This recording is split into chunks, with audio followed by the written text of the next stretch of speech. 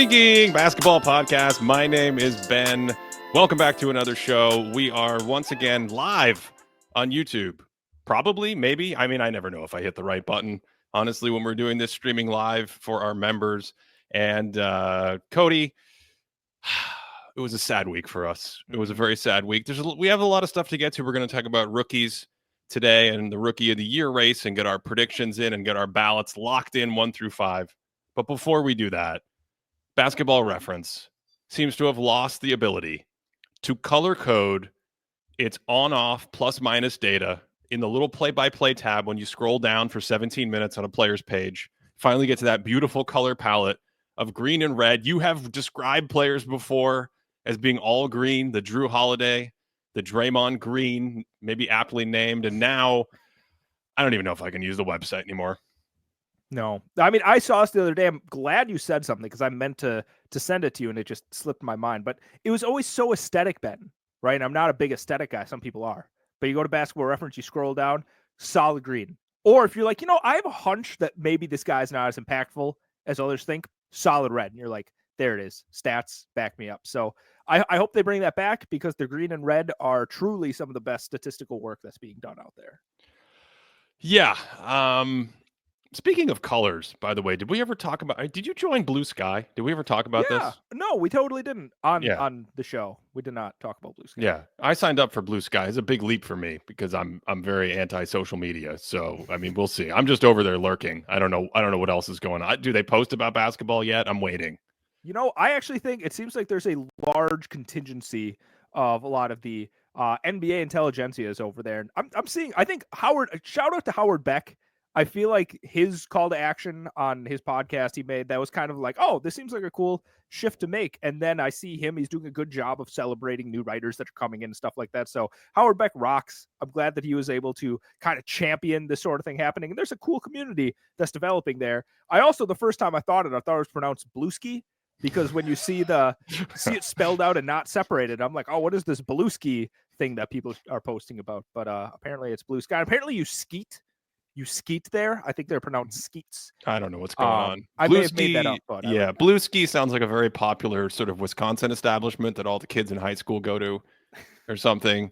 Let's talk about rookies. Last year, I don't think we did in our early season sort of prediction series like this. I don't think we did rookies, right? Do you remember? I don't think so. I don't think we did. Yeah.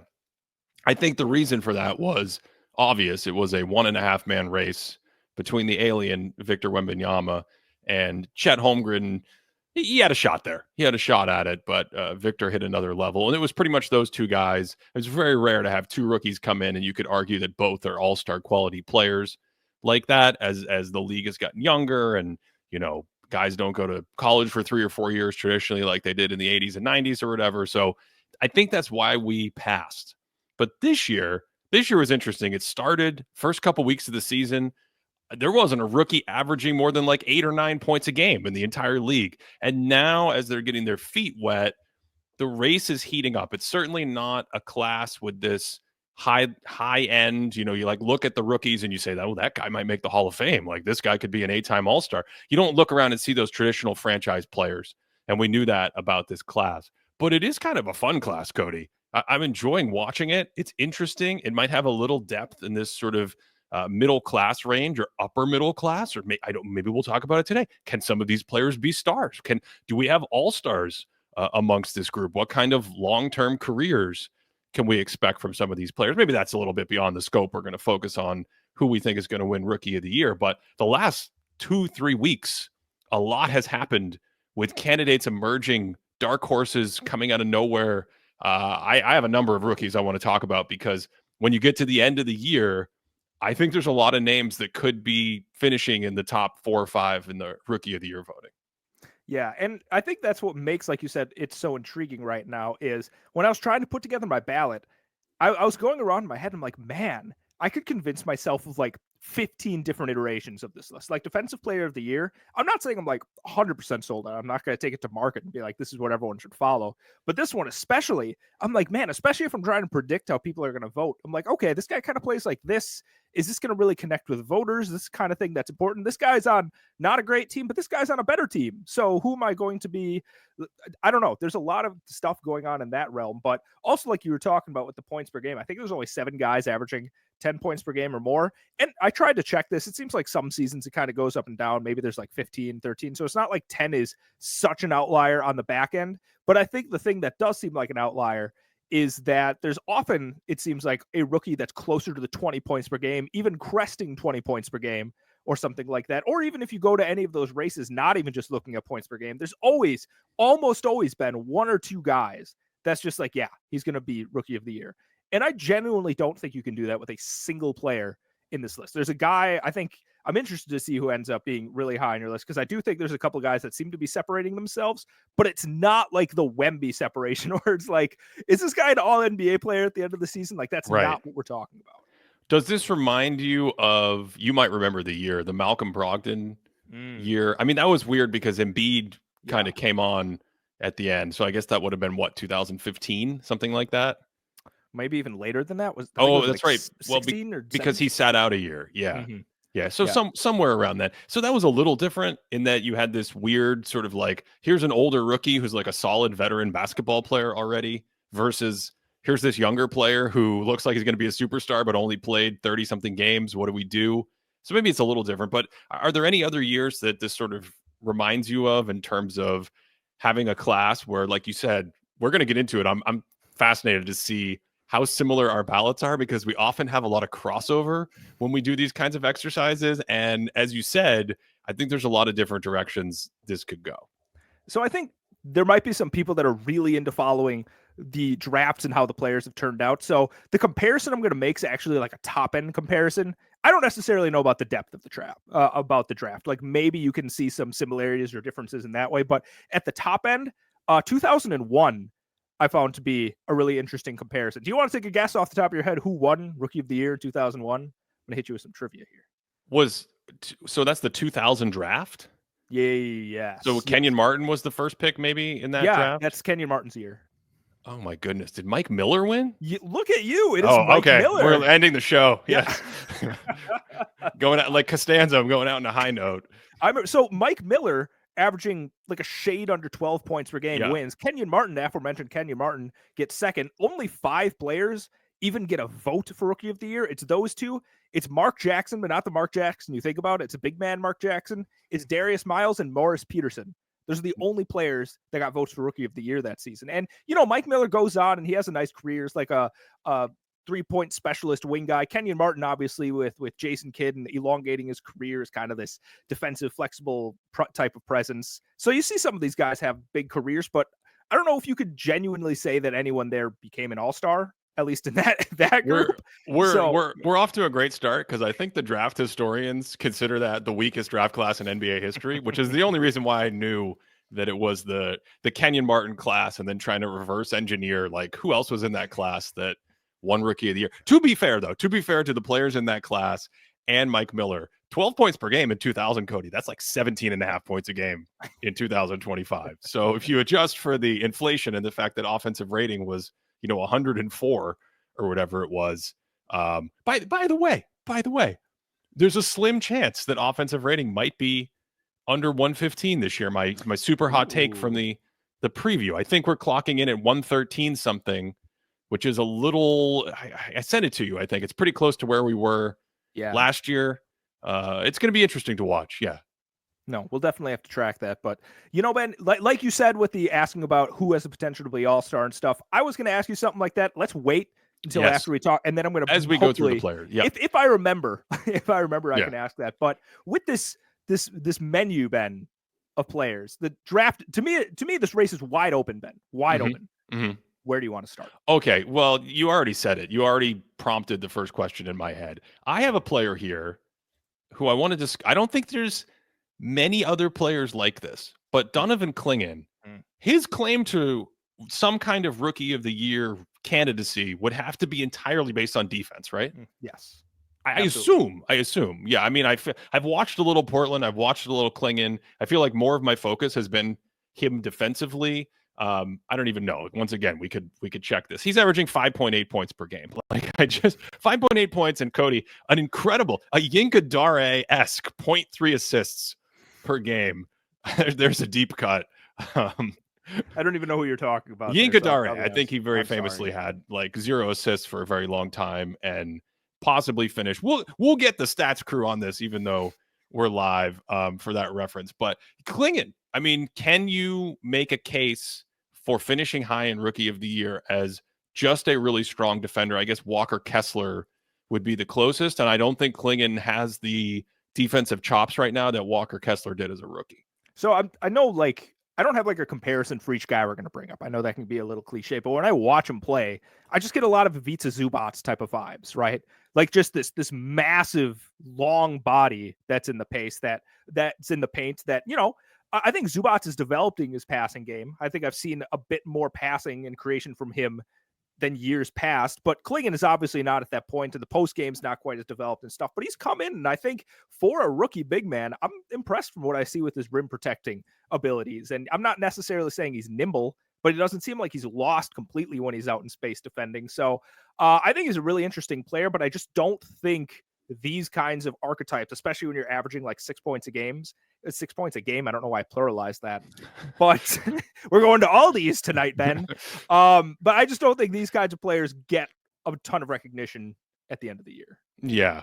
No, I tend to think the same thing. I think he is a strong presence in the paint. He's obviously a huge body, but from what I've seen so far, he's not mobile. He's not crazy strong enough in this role to really just have a candidacy by itself. The Portland defense, maybe other players in the Portland defense like Kumara are more interesting to discuss from a league-wide holistic perspective, but I'm not sure he's just going to get enough buzz from it. So even if things go pretty well in Portland the rest of the year, even if they're competitive, even if he has big moments, he has 3 or 4 block games, I think he's averaging over 2 blocks a game, in not huge minutes. He's playing 25 minutes a game or whatever it is. So I think there's something there, but I don't know if it's enough. I will spoil it right now. I did not have him in my top 5.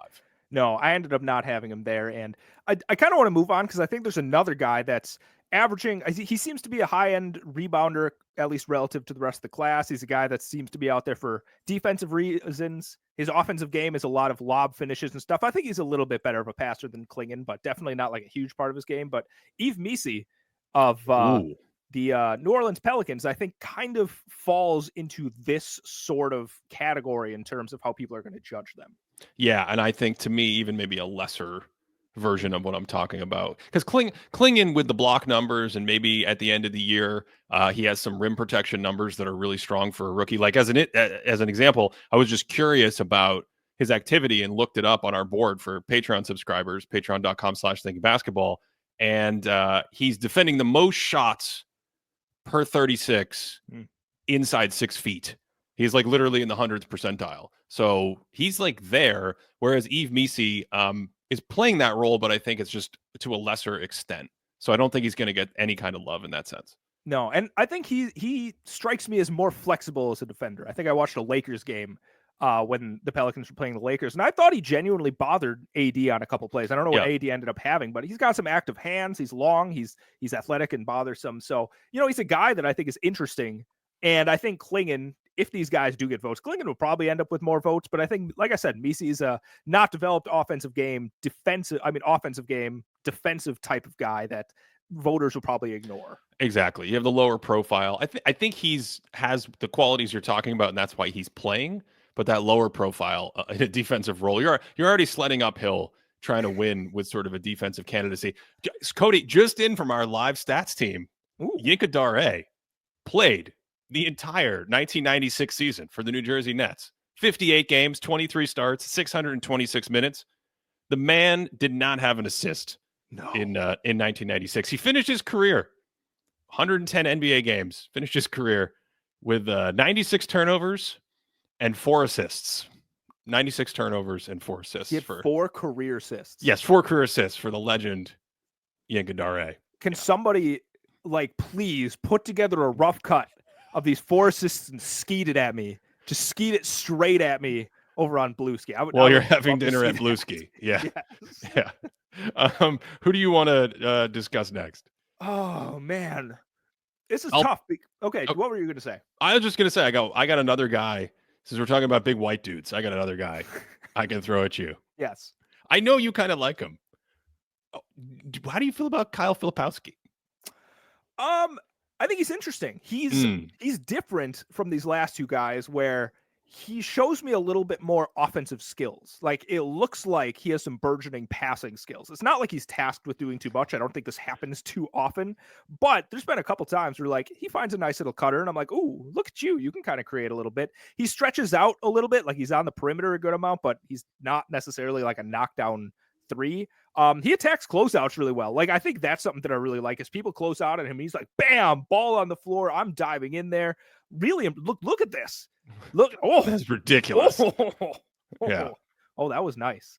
So he's definitely very different from these last two guys we talked about because, you know, I wouldn't say that he's an impactful defensive player right now, but offensively, I'm like, ooh, what can you do as the other big next to guys like Lauri Markkanen? It's funny that you mentioned his passing because I didn't get to preload it in our little reel here, but he had one that I was watching this morning where he Euro steps into the lane and goes to throw it to a corner shooter, and there's no corner shooter. So he just throws it over to the bench. Absolutely no one is there. And on one hand, I was like, this is a Shackton, the fool kind of blooper situation. On the other hand, it does show that he's at a level where he's thinking about court mapping and sort of there should be a shooter in the corner there most of the time, and he's just kicking it out to that spot.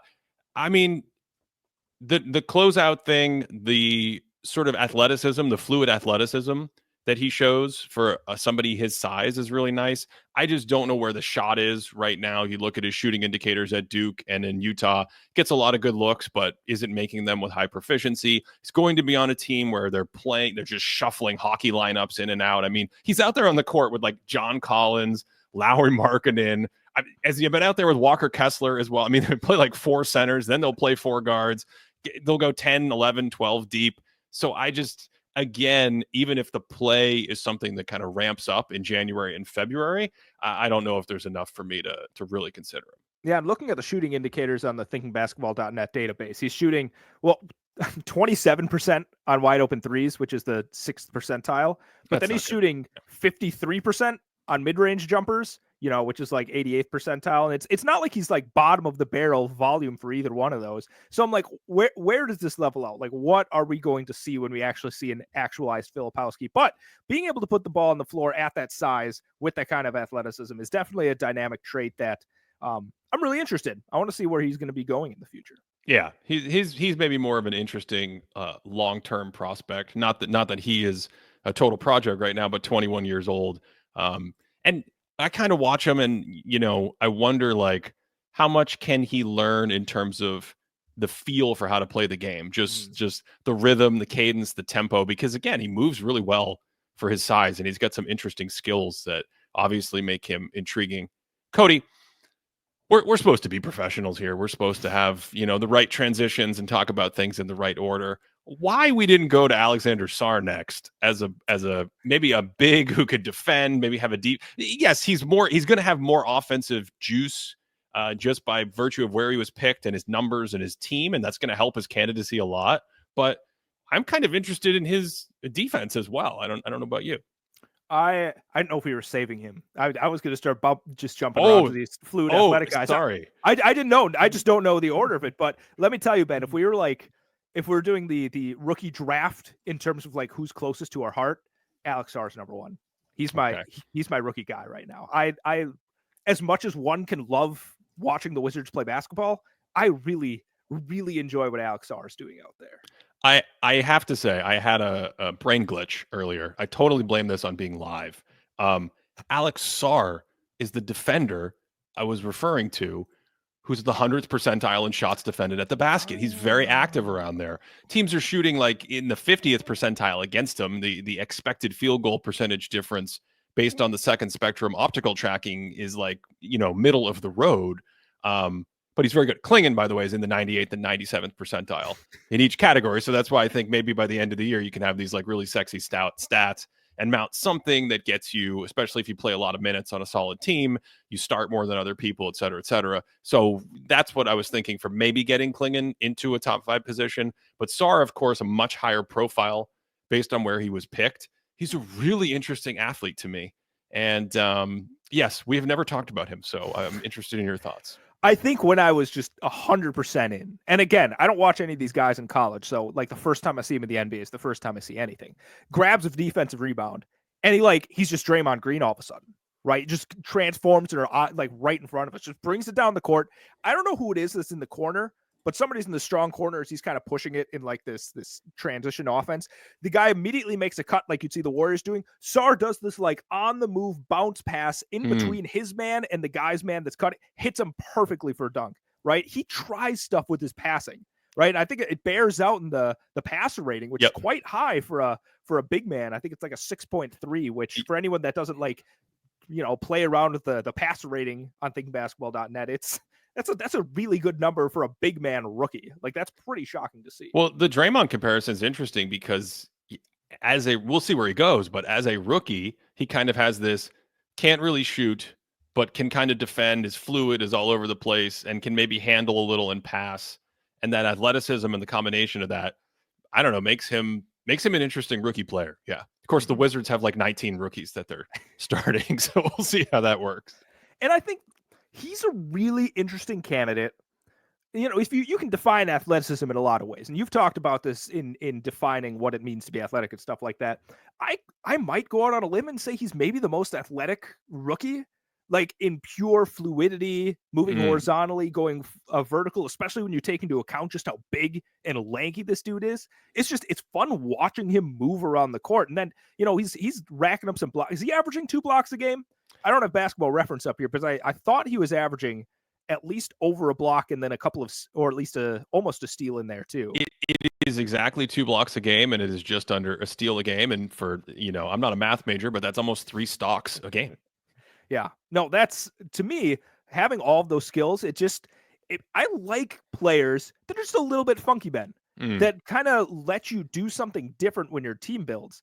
But of course, the scary thing, and I don't know, we're not building our top 5s less, but the thing I'm keeping in the back of my head, his relative true shooting percentage, Ben. What? That old thing? You mean like putting the ball into the basket?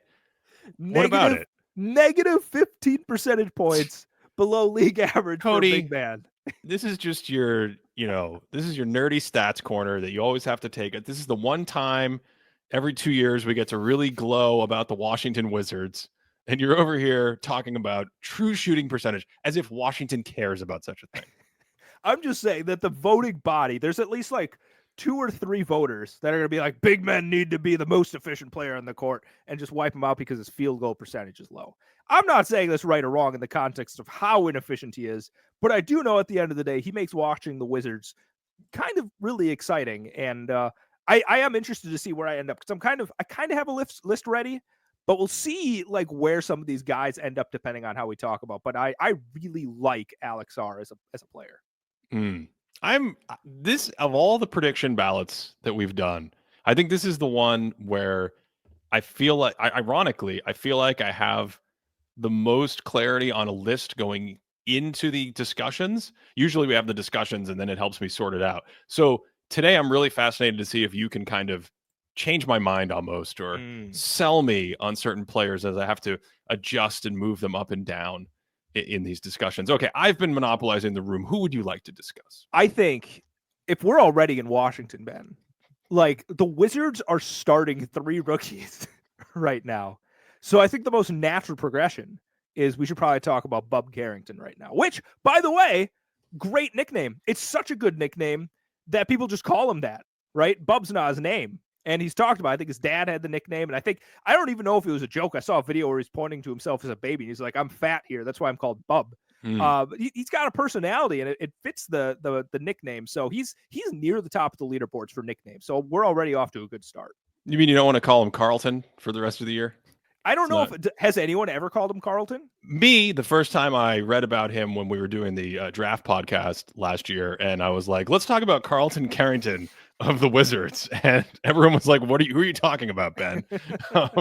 Okay, so what I mean, he is leading rookies in minutes per game, but that maybe is because he's on the Wizards and the Wizards are just playing all rookies. I'm kind of more interested, I think, in Keyshawn George there, but what would you like to say about it? Oh, that's interesting. I like watching. Honestly, the Wizards aren't a terrible watch. And I'm sure like the Washington listeners out there, if any have followed us for the last 4 years, we've probably talked about you like once or twice. I think this is probably the most exciting your team's been in a second or two. I'm being honest with you. I like watching this Washington team. I do. And he's just involved with stuff. I think he's a solid little defender. He's this big sort of like lead wing-ish guard, right? I think he's probably 6'6", 6'7", or something like that. Maybe I'm making that up, but he seems like he's a big dude out there. But I've been impressed with the plays I saw. Yeah, Bub is 6'4". Close enough. He plays like he's 6'6". He plays like he's 6'7". Right? Good. He's spiritually a 6'7" guy. That's what I'm saying, though. Yes. He makes good plays on defense, and he just he's involved with a lot on the offense. And I don't know. I like seeing that from him.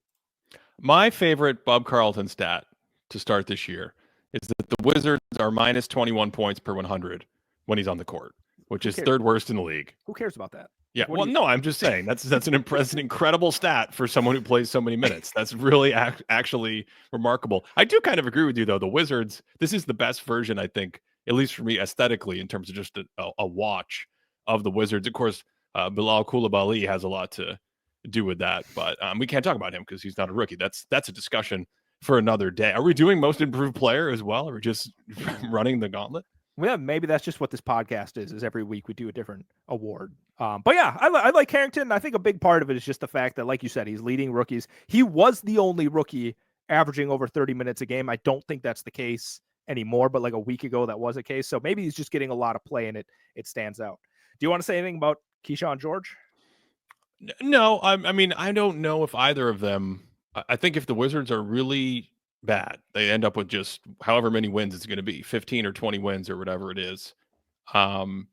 I imagine Sarr would be the one to get some Rookie of the Year voting. I just don't know if either of these guys in the wing position, the guard position, have enough juice to get I think you kind of like need numbers. Unless you're on a really good team and you're clearly a player that impacts defense and does a lot of different things. When you're coming from this position, I think you need bigger numbers than whatever, 13 points a game or whatever Mike Miller stat you want to throw at me.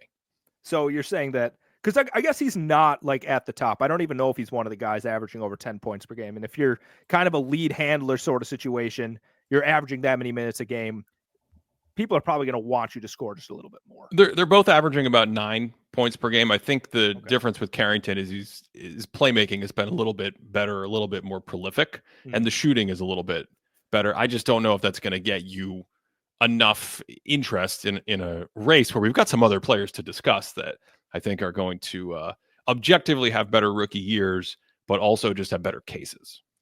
You want to talk about some other guards then that are sort of in this area? I'm ready. I'm interested. I want to talk to you about this guy because I know you've watched this team, I think more than I have. You're really into this team. What are your thoughts about AJ Mitchell from the Oklahoma City Thunder?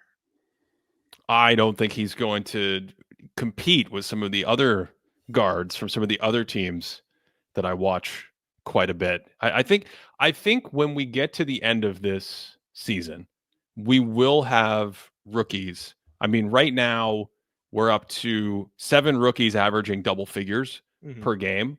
We're up to roughly 7 rookies playing 25 minutes a game. I think more are coming. We have 11 rookies over 20 minutes a game. And what we've seen in the last 3 weeks, as teams have started to test different lineups and a couple players get injured and there's more opportunity, and you take a rookie and you get the rookie to go through camp. He has that offseason after school, after the draft. He goes through camp.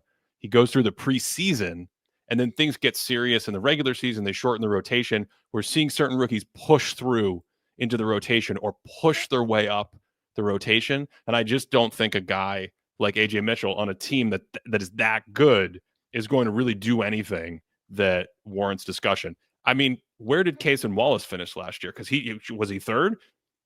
Was he third? No, I don't think he was at all. I'm saying Cason Wallace was a really good rookie on a really good team that could have made the NBA Finals. That was the 1 seed. Started didn't come off the bench. Well, I guess he did come off the bench a lot when Giddey was there, but I think he started some games. And I don't think he got any love at the end of the year in any meaningful way.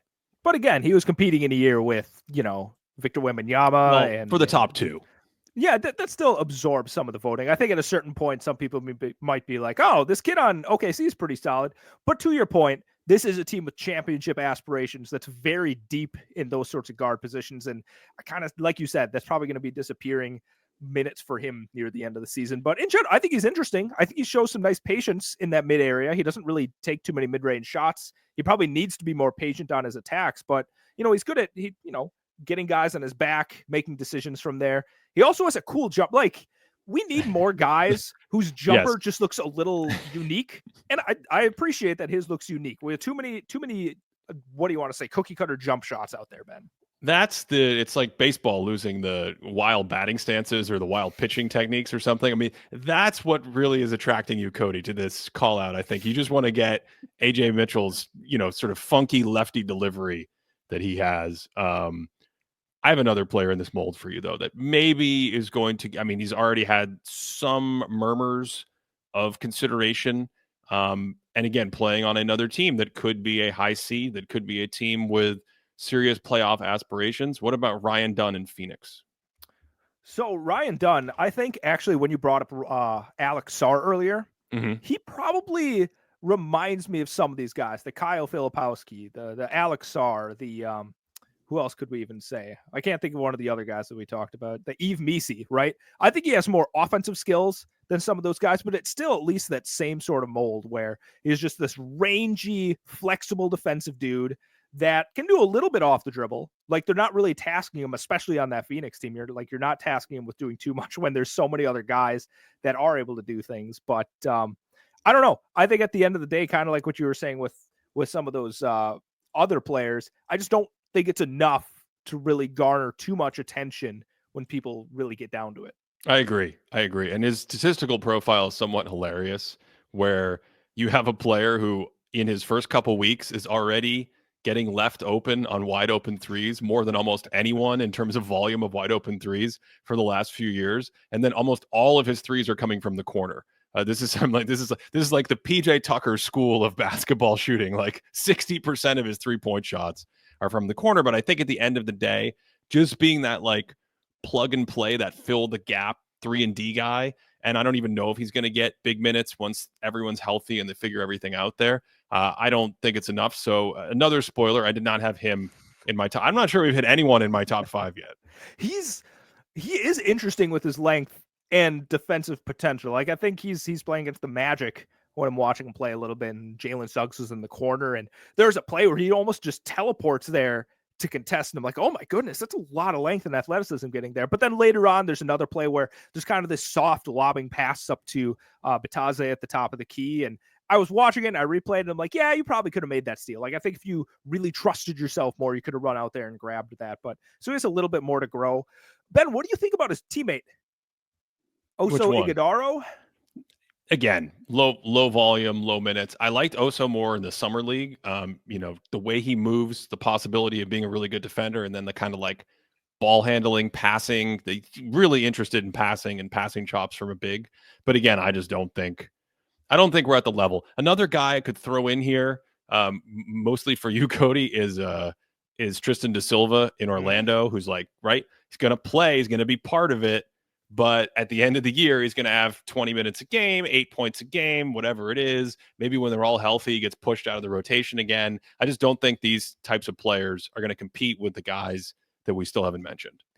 I think in my rookie draft that I was just talking about, for my heart, Ben, for my heart, I think he's number 2 for me. Who was number 1? Did we say? Alex Sarr. Yeah, Sarr was number 1. Yeah.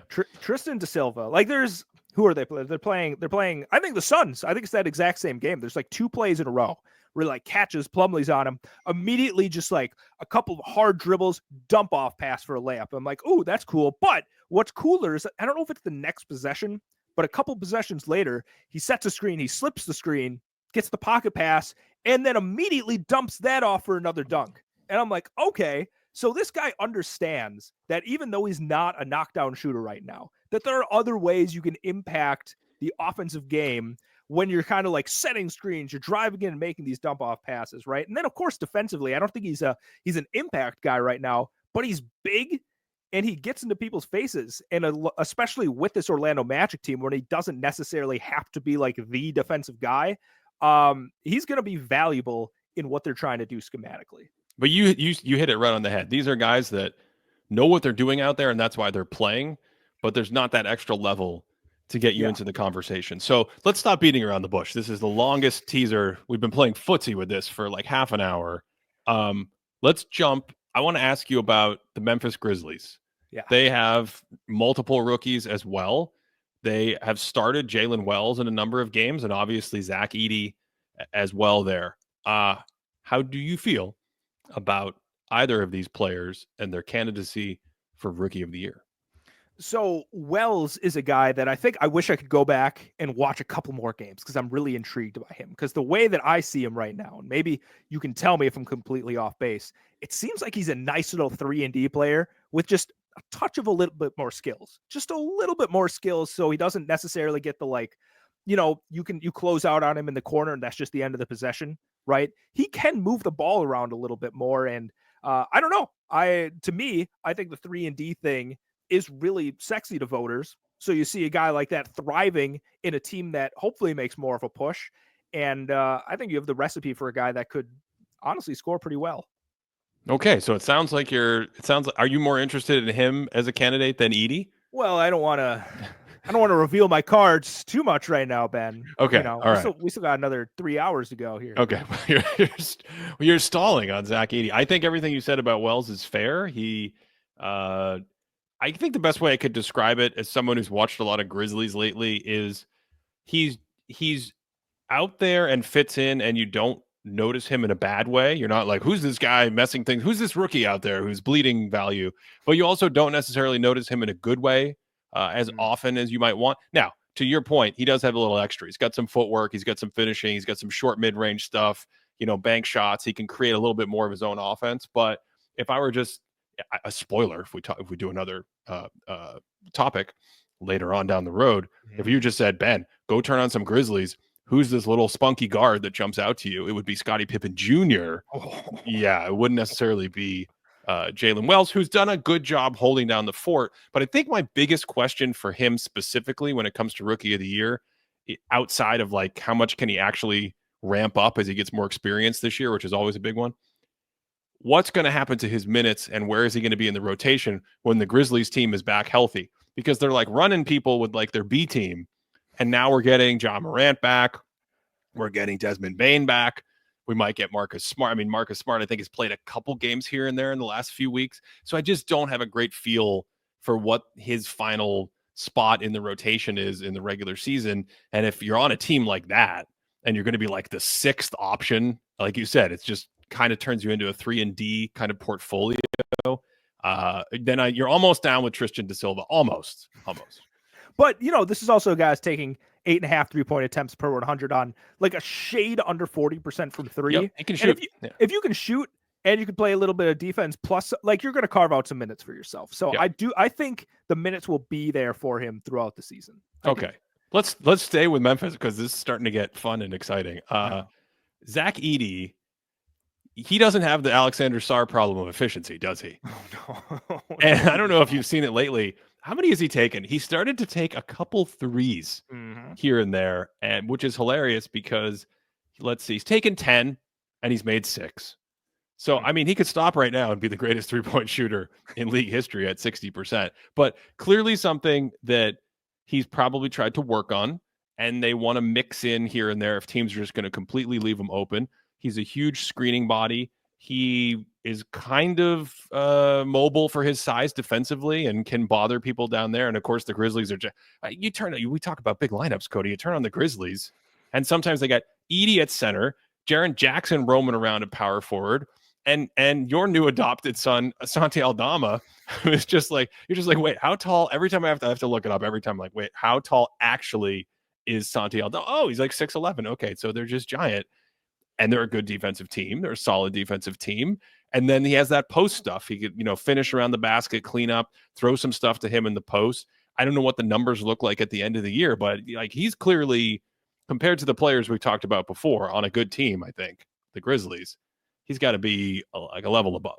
One of the great team building questions that I consistently go back to, and Edey is hopefully going to help answer throughout his career, is how important would it be to have a dude that just has this low post extra or different pitch, right? Because so much of the game doesn't happen. You don't see the Al Jeffersons anymore, right? Like that sort of offense doesn't happen. But if you have a dude that you can just throw down there and he's just a mammoth, and the other team, especially if they're going maybe a little bit smaller, and they're like, oh my God, we can't go as small as we want because this dinosaur is down here is just going to feast on us. Like T-Rex doesn't want to be fed. T-Rex wants to hunt sort of thing. And he's hunting you down low, and he uses his body really well to get, he's got that nice little right-handed hook shot, right? It's not a sky hook, but it's a nice little hook shot that's just completely unstoppable because of his size, dexterity, and athleticism.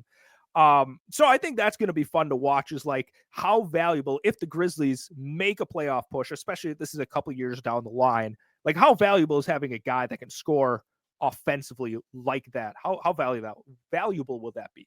Well, for rookies, we know it's rare to be on good teams, play big minutes, and have good sort of plus minus numbers. Now there's enough noise in plus minus that occasionally it just might blip on the positive. I was going to say the green. It was blip into the green on Basketball Reference, but RIP, we can't even say that. Please, Basketball Reference, if you're listening, make it right again. But what I was going to say is on our board, we have it, Zach Edey, +8 per 100 on-court net rating for the Grizzlies team when he plays this year, has a positive on-off so far. And you don't have to worry about that efficiency. He's +8%. Efficiency league, 60-something% true shooting instead of the 40% we were talking about earlier. So, yeah, I mean, there might be something here if he gets enough minutes. I don't know at the end of the year if he gets more than the low 20s that he's in right now. I think that's enough to get you in the conversation. Probably not enough to get you to the very top, maybe.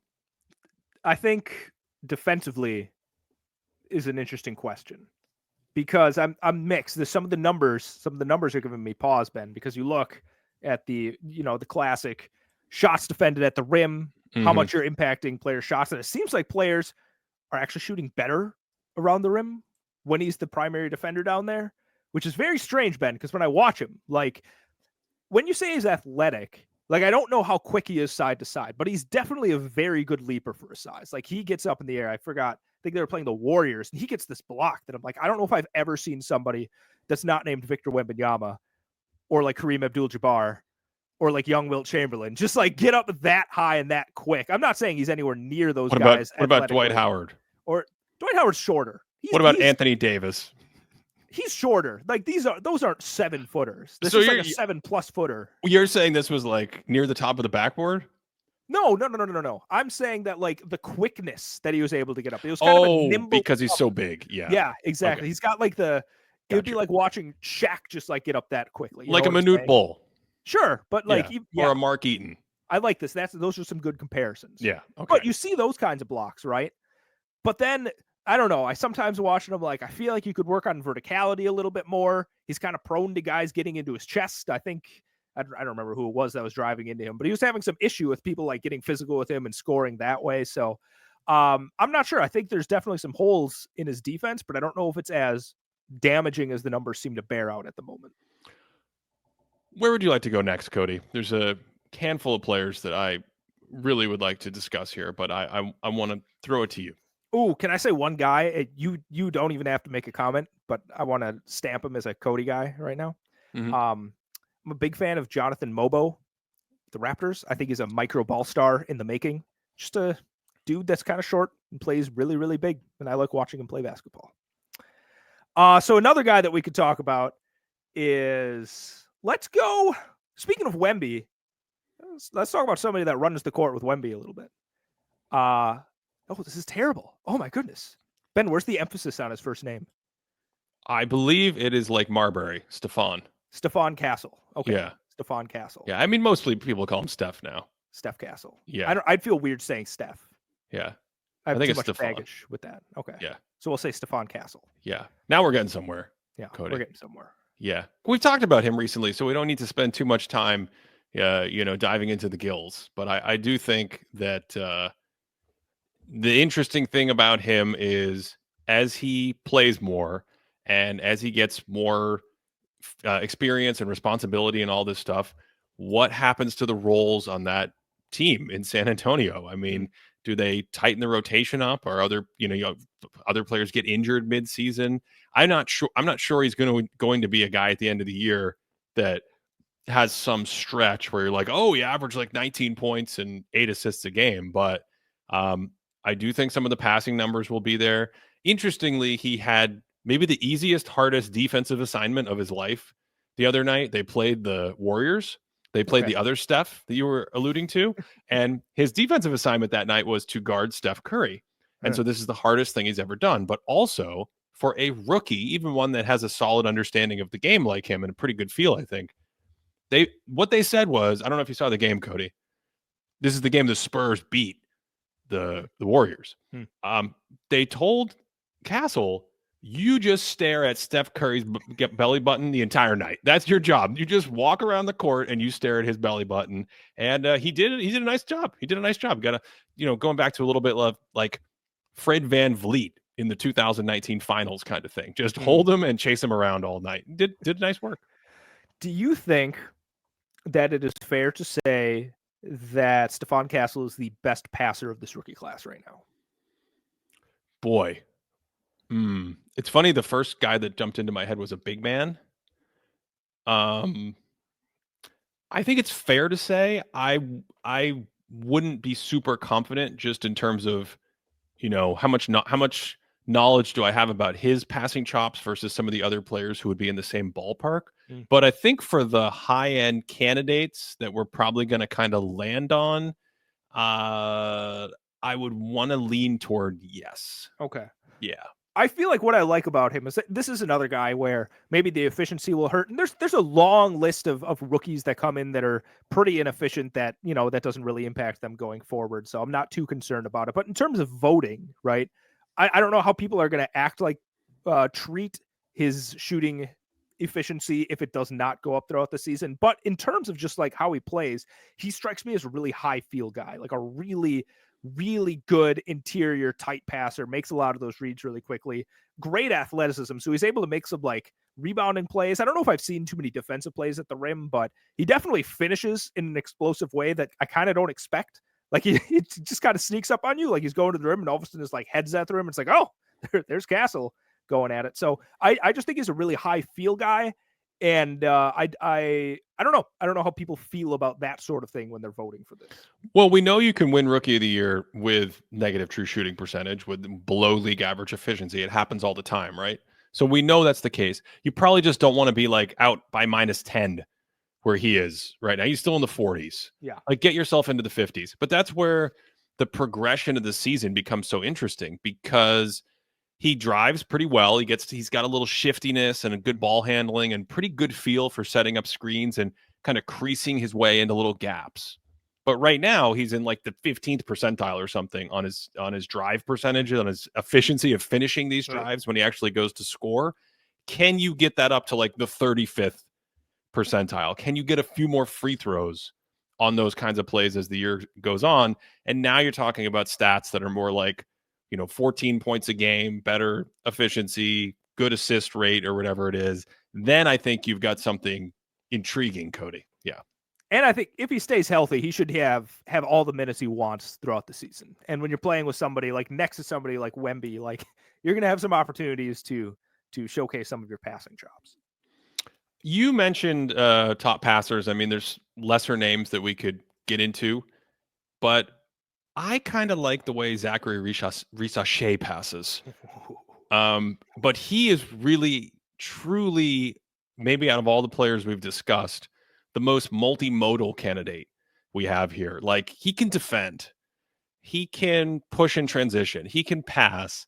Not really sure how well he can shoot, but he's kind of just gluey and flowy and doing all kinds of tipping rebounds and getting, blocks and dunks and bothering people with steals and running out in transition and making plays. And he's a rookie. He's still 19 years old or whatever it is. So I guess my question is, does that kind of candidate, can you put together enough of a candidacy on a team that's kind of a mid-level team like the Hawks are right now, without having your classic, like, hey, this is first or second leading points per game player among rookies, that kind of thing.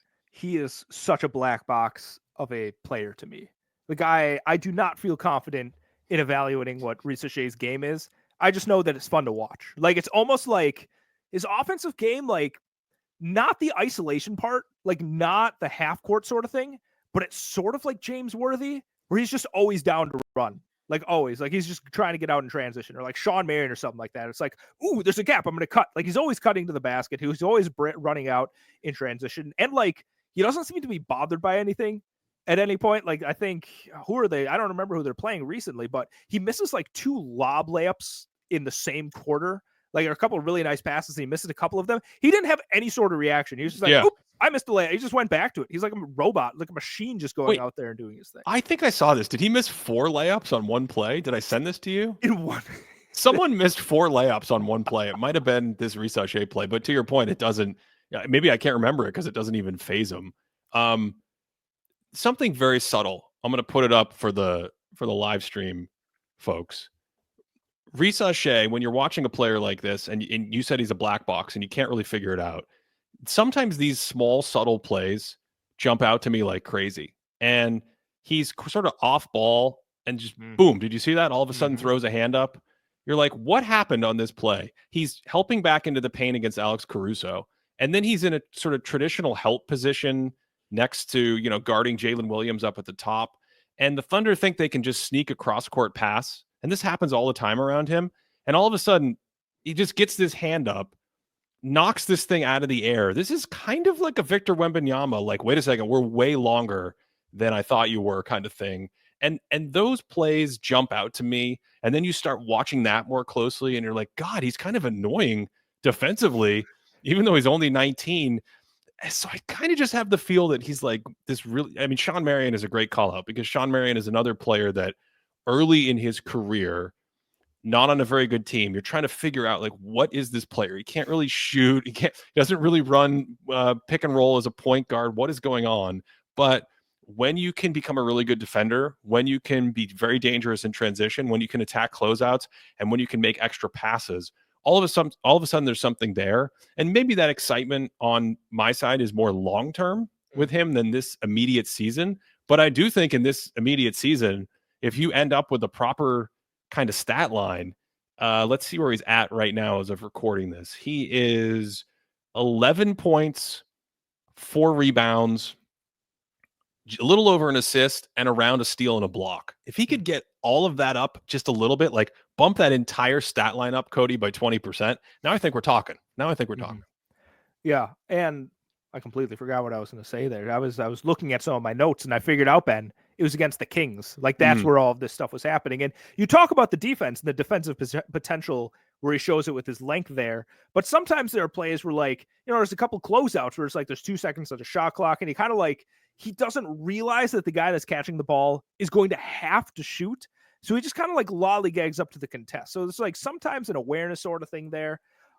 With some of the passes, like you said, he has some nice passes, but there are some drive and kicks where it's like he really short arms them. Like he just doesn't have the necessary velocity on a couple of these plays. But I think those are all really interesting, like you just said, long-term sorts of things, because you see these very clear areas of growth and you're like, wow, if you can like patch this up here and develop here, like all of a sudden, like what is he 6'10"? Is he 6'9"? Like we're talking about a big, lengthy wing that, if he starts putting it together, some of these long blocks and tips he can get, that's a really fascinating piece on a very good team. They list him at 6'8". Okay. He's obviously lanky and long and kind of wiry and fluid and big in that sense.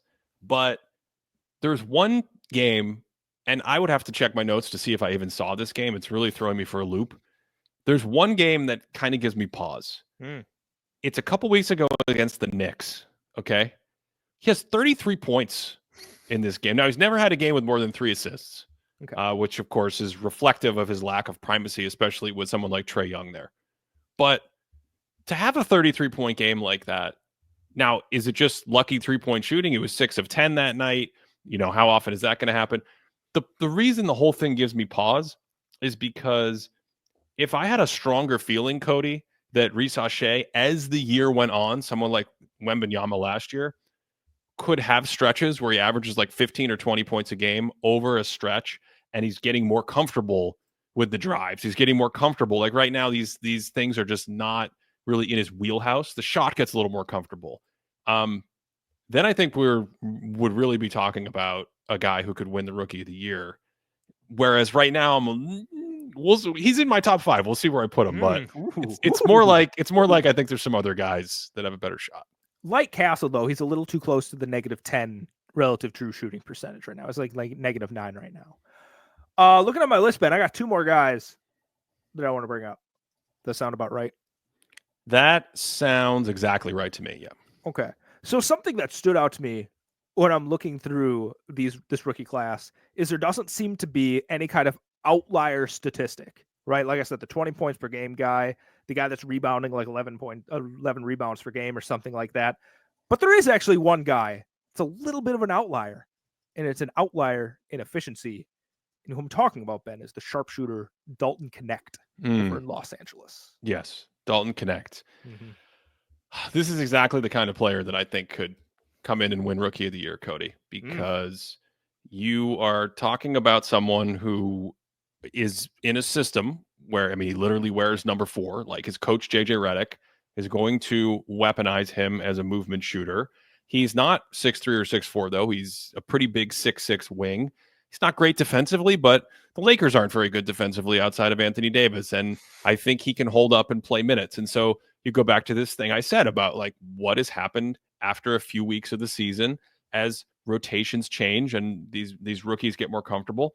Last 6 games, 33 minutes a game, 21 points a game.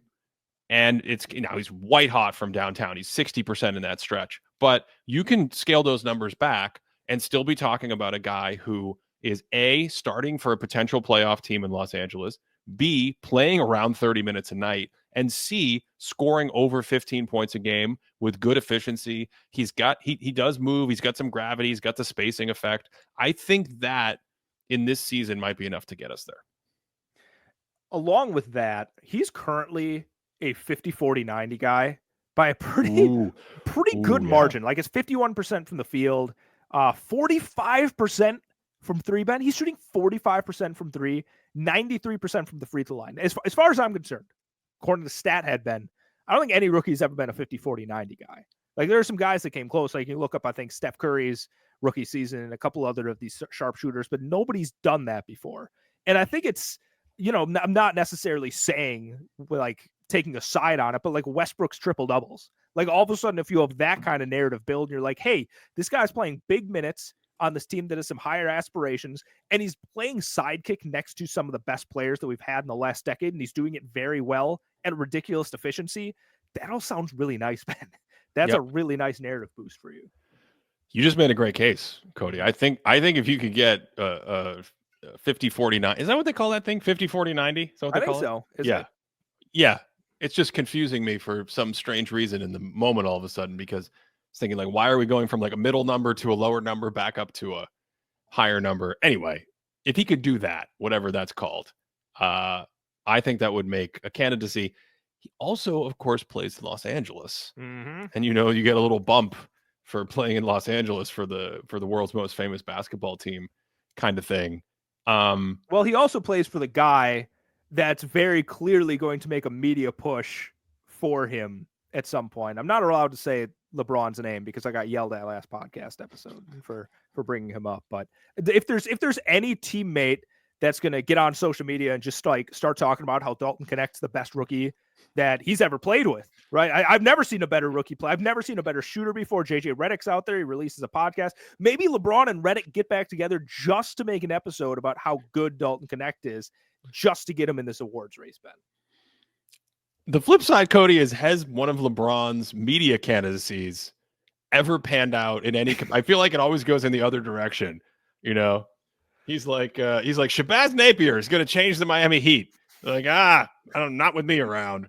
That was the year he left too. Yes, he's exactly. Like, yes, draft this guy. Yes, he's like, let's go. The GM has got this. I'm out of here. Changed my mind. That leaves Jared McCain. Yep. of the Philadelphia 76ers. And things happen so fast in the NBA right now, and so much has shifted, as I said, in the last few weeks with these rookies. A couple weeks ago, we were not going to do this podcast. But now, with everything that's starting to, the sort of, what do they say? The dust is settling, the clay is starting to mold. Jared McCain, there are probably people listening to this show who are like, Jared McCain? Wait a second, who is Jared McCain? He's a rookie, of course. He's 20 years old. He's from Duke. He was the 16th pick in the draft. He plays for the Philadelphia 76ers. This is a team you may have heard of because in the past they were able to win basketball games. This year, I'm not sure what's going to happen. So everyone's injured. Embiid is injured. Paul George is injured. Tyrese Maxey's trying to play like Allen Iverson. He gets injured. And who comes in to the rescue, Cody? Jared McCain. In the last 9 games, 24 points a game for the 76ers, 34 minutes a game across that stretch, 24 points, 4 assists per game. He finally missed a free throw. I was bummed about that. I believe he started his NBA career 27 of 27 from the free throw line. So his shooting indicators right now are a measly 92% from the line and 42% from downtown. He's like, I don't know what kind of comparison to make. Is this like if Vinnie Johnson became a 2025 player? He's like this short, he's like this 6'2". He's got like a really thick build to him, but he's kind of like short, but then he's got all this hoppy ball handling and he's just a great shooter, I believe, in the stroke, catch and shoot, movement. Like he had this one play. You and I think both shared it, right? Let's see if I can pull it. Yeah, here we go. It's against the Orlando Magic, and it's a transition play, and he comes down, and his relocation on this play, he has the ball, he attacks Franz Wagner, he kicks it out to the perimeter, and just like Steph Curry level, just perfection relocation, makes the pass, 3 Magic are in the paint. As he's making the pass, sprints back out to the perimeter. That gets him the 5 extra feet that he needs to get away from Franz, and then he can just stroke it because he's like legitimately looks like a phenomenal shooter. He has some other plays as well. I mean, he can ball handle. He's got all kinds of footwork. He's very talented. And I think in Philadelphia, depending on what happens with their injuries and depending on what happens with the team, he's either going to be like the 3rd/4th option and a key part of helping them become a really good team, or there's a beautiful up and under on the live stream. Or he's going to be the guy who's like helping maybe Tyrese Maxey the entire year keep this team out of the basement. Do they even have their own draft pick? Are these one of these teams where we're not even talking about tanking? They're just trying to win as much as possible. I think we're talking about maybe the strongest candidacy, if anyone, we brought up. The thing about the relocation too, and that I've watched a lot with his shooting, is he's so good at just establishing a solid shooting base. Like it feels like he's shooting on the move, off the dribble, off like coming off a screen or something like that, but always there in the exact same way, and it feels like he goes straight up, straight down. Like really nice shooting mechanics. And the thing that's the difference between him and Dalton Knecht, we're talking about efficiency and whatever else, and Dalton Knecht right now is more efficient than McCain. But you look at offensive load in the ThinkBasketball.net database, like how much offense are you directly contributing to when you're on the court per 100 possessions? Dalton's like 23 offensive load. Jared McCain's up to 40. A 40 offensive load. He's above average efficiency. He makes nice pass. I mean, I don't think he's a Stefan Castle level passer, but he makes good passes and he has good reads. And he's just a dynamic guy that, even though he's a little bit shorter, like you said, the Vinnie Johnson type build, a little bit shorter than you'd see from a traditional creator like this, he's got some moxie to him. He's got some moxie. And like you said, it's he's a strong candidate, Ben. He's a strong one. The only question is what happens with the rest of the team, both in terms of the trajectory of the season and the record, and then also in terms of what it does to his primacy. Because when the other stars are on the court, he's not going to have an offensive load of 40 plus or whatever it is. But if you just look at it at face value, if you just pull up his player card that you mentioned in our ThinkingBasketball.net database, he looks like a veteran star. There's just blue everywhere, right? Like 26 points per 75, positive shooting percentage. Not a great playmaker, but he's good enough with that scoring pressure to create a little offense for other people. Not a high turnover player, great shooter from the mid range, great shooter when he's open, great shooter on catch and shoots. We talked about the movement shooting. Drive game, it's kind of nasty for someone his age who can shoot like that. So I guess my only question is what the heck happens with Philadelphia, which is a different episode for another day. Yeah, that's a really big deep dive. I would like to see how he fits in if Maxey and Embiid and George are all healthy. Like, what does his role look like in there? Because of his shooting and relocation and whatever else abilities, I'm convinced he would still look pretty solid.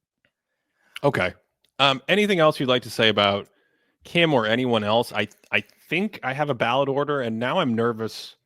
I'm nervous we're going to have a lot of crossover. I'm not happy about this. I wanted you to have like Bub Carrington as Rookie of the Year, and I mean, someone I've never heard of in the second position, but it looks like, to borrow your words, we're going to be very normie today.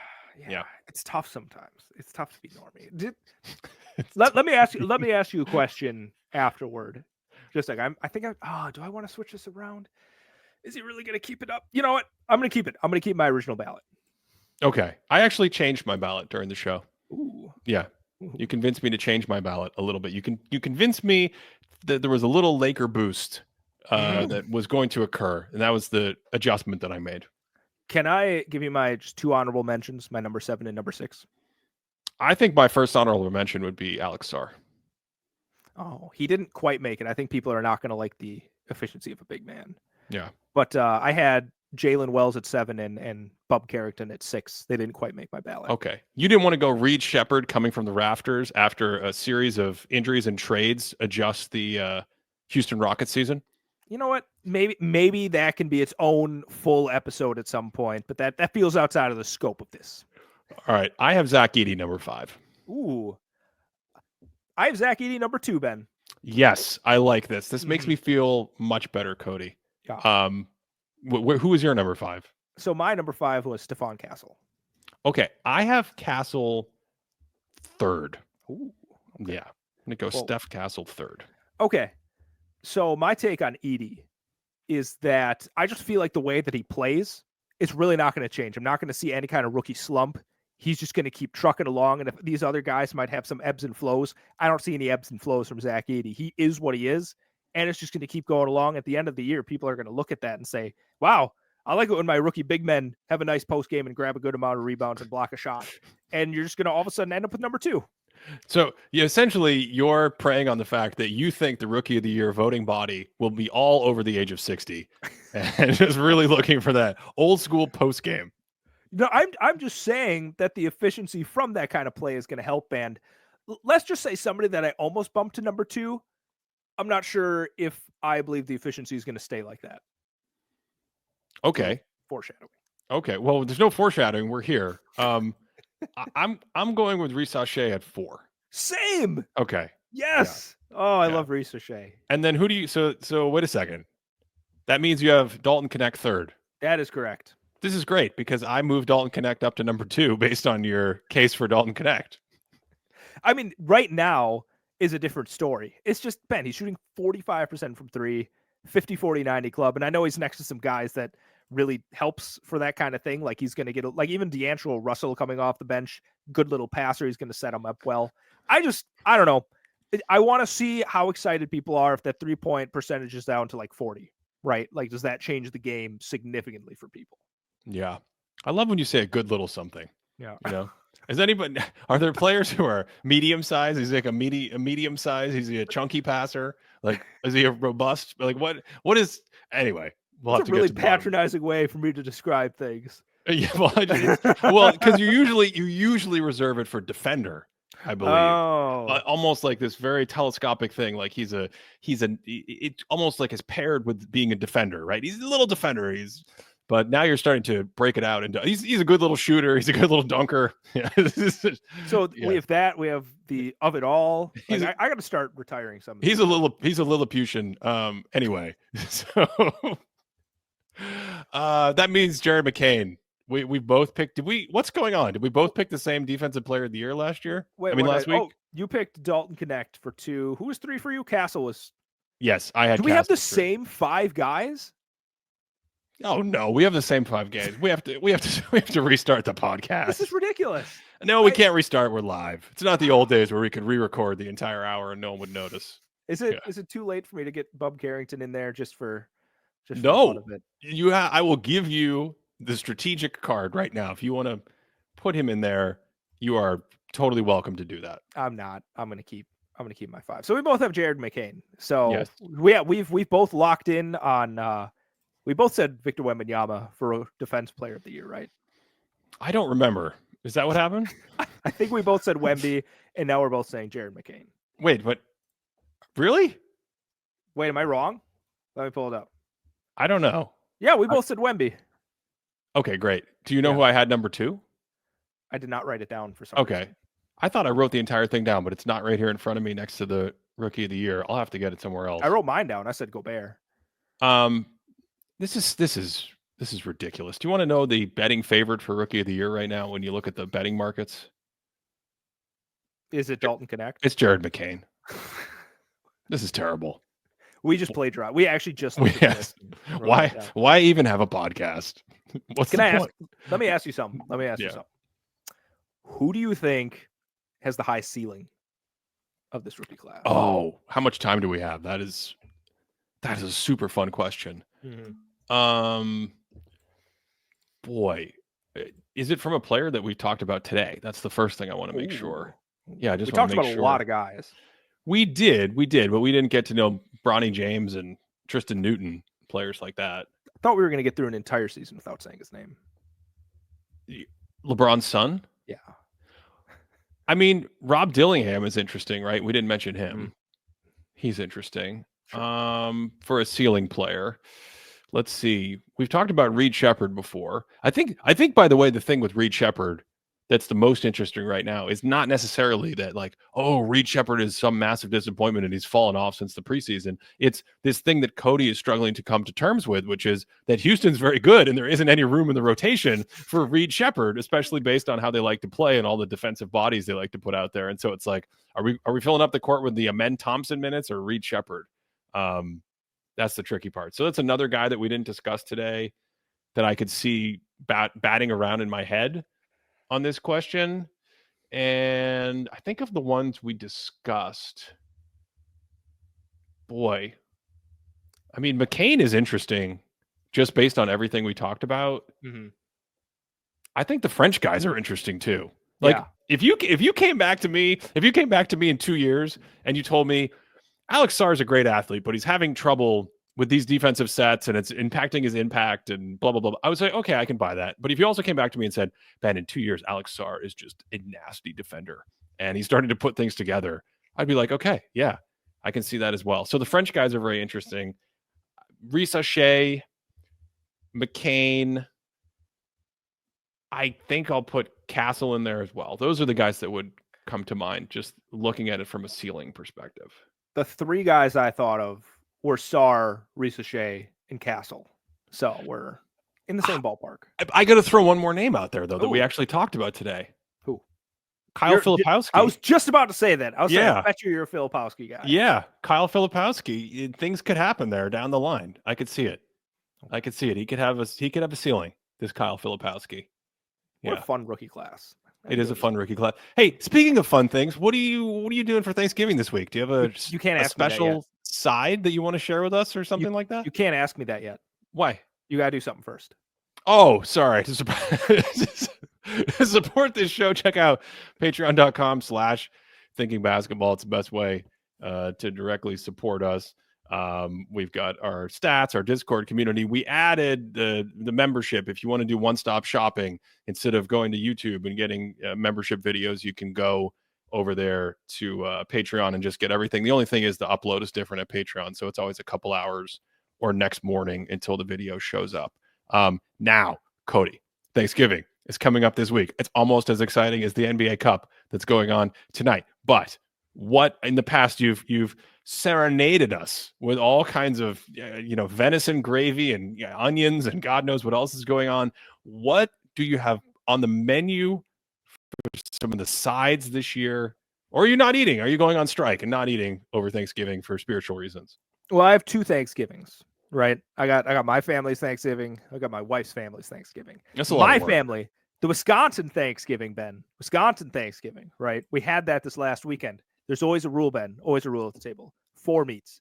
There always has to be 4 meats there. And guess what is never one of them? No turkey. We're not a turkey family. Never been a turkey family. It's a little dry. If you're a great cook, you can pull off a turkey. But most of the time, it's fairly dry, which is where the gravy comes in. This is so sad. This is so sad. What's because sad?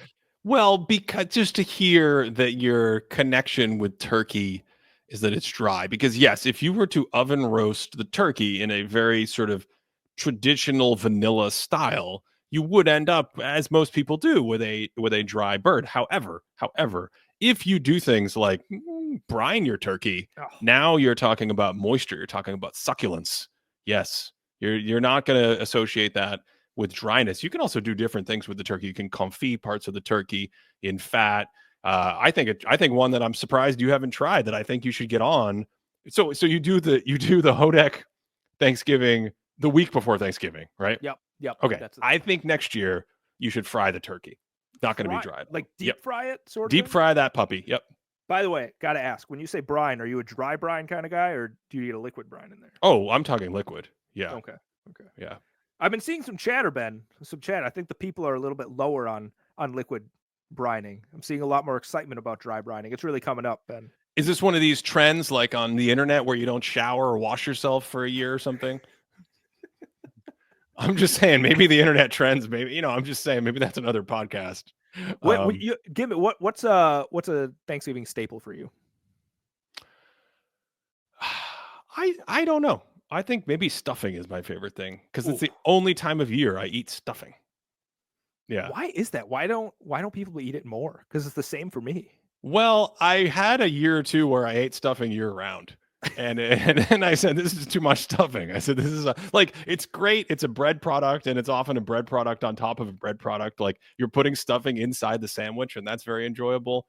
But then after, the flavors are so strong and they're so sort of nostalgic. They are evocative, this visceral, like, ooh, the house smells like Thanksgiving. And I did it. I bought like 8 packs of stuffing one year, and I just started making them throughout the year. And I did that for 1 year. That was it. Yeah. All right, last question. You can do it a lightning round if you want. Mashed potatoes, maybe my favorite thing. Okay, this is relevant. You have to build a meal where you pick one Thanksgiving entree, one Thanksgiving side, one Thanksgiving dessert. What are you going with? How many entrees do you have at your house? No, I'm just saying, for this one entree, one side, one dessert. One entree, one side, one dessert. Yeah, what are you going with? This is like way too much. If you asked me when we weren't recording live, I maybe could have done this. But this is just way too... You're melting my brain right now. I think... I can answer while you vamp. Yeah. What would you do? Venison, my entree. You're already going there. Yeah, you're going there right away. Venison sauce. There's got to be onions all over it. And you know what goes great with venison? Mashed potatoes. This is the same thing you said last time. You can't have the same answer. You can't reuse the same. I've shown that I'm a consistent eater. For my dessert, Ben, my mother's pumpkin pie is famous. It's it.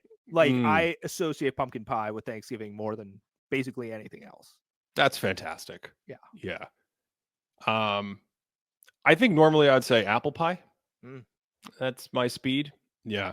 I think this year I'm going to have a petite Basque cheesecake. That's it. You can't bring cheesecake, and it's not fair. That would have been. Thanks for listening all the way through on this one, and of course, we hope you are having a great day.